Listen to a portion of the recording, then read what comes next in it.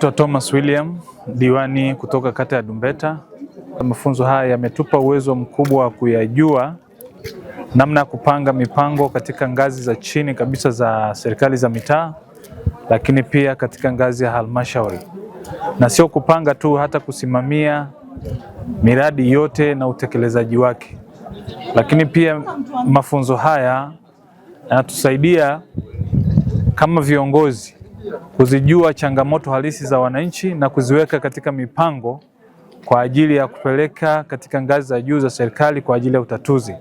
Lakini pia kujua namna gani ambavyo tunaweza kuziinua au kuzijua changamoto za wananchi na kuzitekeleza na kuzitatua wenyewe katika ngazi zote ambazo zinahusika.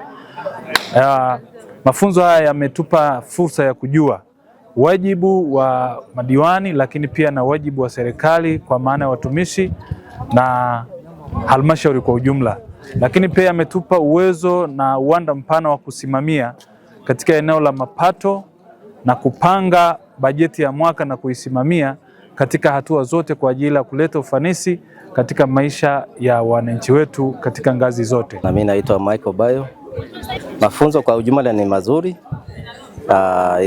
Yataniwezesha katika kata yangu kusimamia miradi ya maendeleo, kutunga sheria ndogo, kupanga mipango na kutatua kero mbalimbali za wananchi. Kwa jina naitwa Festus Mjengi, diwani wa kata ya Shiponga. Kwanza tumeona namna ya kuwa viongozi wazuri wa maadili, lakini pia na wajibu mkubwa wa diwani kwa hasa kuwakilisha wananchi wake na kuwatumikia. Kwa hiyo tumepata mambo muhimu na tumejua kwamba na tumefahamu vizuri na kazi zile ambazo tunapaswa kuzifanya kama diwani tumezifahamu kwa ufasaha wake na jinsi ufafanuzi ulivyotolewa. Kwanza sisi ni wasimamizi wa halmashauri, lakini wasimamizi wa utoaji wa huduma kwa wananchi kwenye ngazi zote, kuanzia ngazi za vijiji, kata mpaka kwenye halmashauri ya wilaya. Kwa hiyo jukumu letu kubwa ni kuhakikisha kwamba hii semina ambayo tumeipata kwamba itusaidie kuhakikisha wananchi wote wanapata huduma inavyostahili, jinsi tulivyokuwa tumewaahidi wakati tunaomba kura mwaka 2025. ambapo ni ilani ya Chama cha Mapinduzi ya miaka mitano kuanzia 2025 mpaka 30. Kwa hiyo sisi tunaamini kwamba haya mafunzo na tunaahidi kwamba haya mafunzo yatakuwa tija na yatachochea maendeleo kwenye kata zetu, pia kwa halmashauri kwa ujumla. Kwa majina yangu naitwa Isabella Gabriel Thomas, ni diwani wa viti maalum, natokea halmashauri ya Hanang'. Tumejifunza mada 10 ambazo zimetufanya sisi madiwani kupata uelewa katika swala zima la ukusanyaji wa mapato ya halmashauri, lakini tumefahamu na majukumu yetu kama madiwani, lakini pia tumejifunza sheria mbalimbali ndani ya serikali za mitaa.